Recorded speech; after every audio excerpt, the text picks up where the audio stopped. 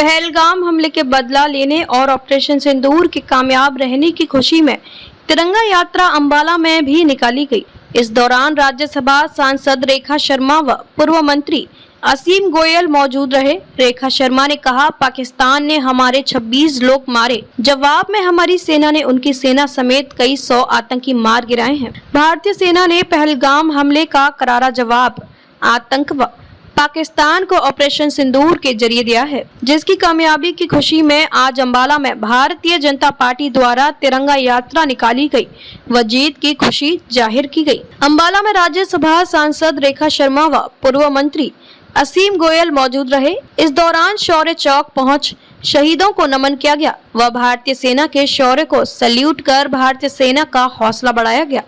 राज्यसभा सांसद रेखा शर्मा ने कहा, यह तिरंगा यात्रा भारतीय सेना की जीत की खुशी में है।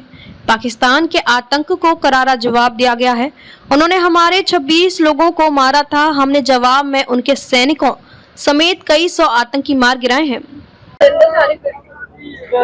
आज की ये यात्रा जो पूरे भारतवर्ष में हो रही है कल से लगातार, ये भारतीय सेना की जीत की खुशी में, भारतीय सेना के सम्मान के रूप में ये पूरे भारत में हम उनको अपना सैल्यूट दे रहे हैं, धन्यवाद दे रहे हैं।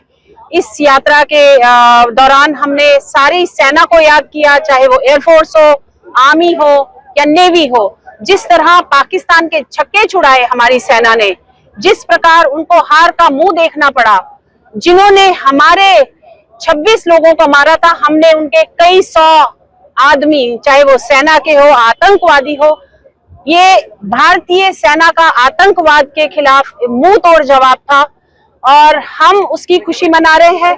हम उन लोगों को भी नमन करते हैं, उन सेनानियों को भी नमन करते हैं जिन्होंने अपनी जान गंवाकर भारत माता की रक्षा की। हम उनके परिवार को भी नमन करते हैं जिनके परिवार के प्रियजनों ने भारत के लिए अपनी जान गंवाई। हम उनके साथ खड़े हैं और इस तिरंगा यात्रा के उसमें हम उनको कहते हैं कि पूरा भारतवर्ष आपके साथ खड़ा है, आप अकेले नहीं हैं। भारत अब वो कमजोर देश नहीं है जिसपे कोई भी उंगली उठा सकता है। हम उंगली ही नहीं, हम उसकी गर्दन काटने का वो रखते हैं। ये नया भारत है, ये नई चुनौतियों को नई तरह से उसका सामना करता है। पाकिस्तान ने अगर अब कोई ऐसा काम किया तो पाकिस्तान का नाम मिटाने का श्रेय रखता है हमारा भारतीय सेना के सारे योद्धा जो हैं। मैं इसमें माननीय प्रधानमंत्री जी की भी जिस प्रकार से उन्होंने सेना को आगे रखते हुए उनको फ्री हैंड दिया, मैं उनको भी धन्यवाद करना चाहती हूँ, क्योंकि उनकी लीडरशिप में ये संभव हो सका कि नए भारत ने जिस प्रकार दुनिया के, चाहे वो चाइना हो या अन्य देश हो जो पाकिस्तान के साथ खड़े थे, तुर्किस्तान हो, उन सब का एक जवाब दिया कि भारत अब किसी से डरने वाला नहीं। हमारे पास आर्म्स है, एम्यूनिशन है, टेक्निकल वो नॉलेज है, हम टेक्निक में सबसे आगे हैं और हम ना किसी के न्यूक्लियर उससे डरते हैं। मुझे लगता है उनके पटाखों ने तो सबको देख लिया, चाइनीज पटाखे थे और वो कहीं भी कुछ भी असर नहीं कर सके भारत की धरती पे। हम नमन करते हैं अपने सेनानियों को जिन्होंने आज हमें ये दिन देखने के लिए सुरक्षित रखा। धन्यवाद। आप उनसे पूछिए, उनका जो दुनिया है और अपना देश है क्या हर्ष करने वाला है, आने वाला समय बताएगा। क्योंकि विपक्ष का काम ये नहीं होता कि आप सामने कह दे कि हम देश के साथ है और प्रधानमंत्री के साथ है और पीछे से आप टांग खींचे। ये उन लोगों से भी ज्यादा खतरनाक है जो सामने से युद्ध करते हैं, क्योंकि ये इंटरनल घात करते हैं और इन घातकारियों को अलग तरीके से लोग उसको हर इलेक्शन में जवाब देते हैं। अगर वो अभी भी नहीं समझे तो आने वाले इलेक्शन में वो पूरी तरह खत्म हो जाएंगे। तिरंगा यात्रा निकाली जा रही है, क्या कहेंगे, क्या संदेश जो है देश के? कल से पूरे भारत भर में और भारतीय सेना के उस पराक्रम को, साहस को सैल्यूट करने के लिए ये कोई पार्टी विशेष द्वारा निकाली गई तिरंगा यात्रा नहीं है। ये हर भारतवासी इसमें जुड़े, अरबों भारतवासी जो भारत को आगे बढ़ता हुआ देखना चाहता है, भारत को अक्षुण्ण देखना चाहता है, सब भारतवासियों ने, ऐसे लोगों ने पूरे देश भर में ऐसी तिरंगा यात्राओं का स्वागत किया, उसमें हिस्सा लिया। आज हमारे बीच में रेखा शर्मा जी के नेतृत्व में अम्बाला में हमारे जिला अध्यक्ष मनदीप राणा जी हमारे प्रदेश के उपाध्यक्ष बंतो कटारिया जी, इन सब के साथ आम सब नागरिकों को लेके जो है तिरंगा यात्रा निकाली गई है।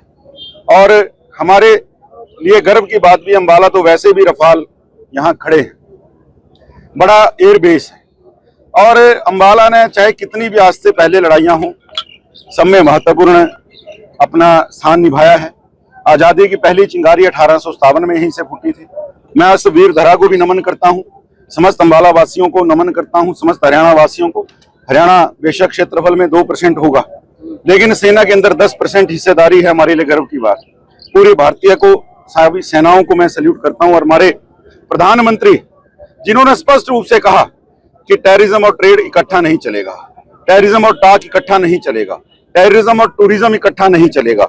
अब बात होगी केवल पीओके के ऊपर होगी, बात होगी टेररिज्म के ऊपर होगी। भारत किसी भी सूरत में झुकने वाला नहीं है। और अंदरूनी सूत्र जो है आपको भी पता है, पाकिस्तान इस समय बेहाल हो चुका है, आर्थिक रूप से भी। जो देश एक सुई नहीं बना सकता, केवल टेरर फंडिंग के ऊपर उसकी रोटी चल रही है। उनके आकाओं को स्पष्ट संदेश है, भारत की तरफ आंख करेंगे तो भारत उनकी गर्दनें उतारेगा। ये नया भारत है, ये घर में घुस के मारता भी है, अपनी रक्षा करना भी है। यहाँ प्रधानमंत्री सवाल खड़े कर रहे हैं। मैं देखिए मानता हूं कि विपक्ष की भूमिका बड़ी सार्थक होनी चाहिए। मैं तो समझता हूं आज के दौर में विपक्ष है ही नहीं, ये सर्कस है जिनके रिंग मास्टर खुद किसको क्या कमांड देनी है उनको खुद नहीं पता। और जो सर्कस के सारे कलाकार हैं, रिंग मास्टर को रिंग मास्टर मानने के लिए तैयार नहीं है। तो विपक्ष नहीं है, ये सर्कस है और इस सर्कस को पूरी दुनिया देख रही है। भारत का आज के समय में भी जब भारत के लोग सिर उठा के वंदन कर रहे हैं भारतीय सेनाओं का, ये लोग उसके ऊपर भी राजनीति कर रहे हैं।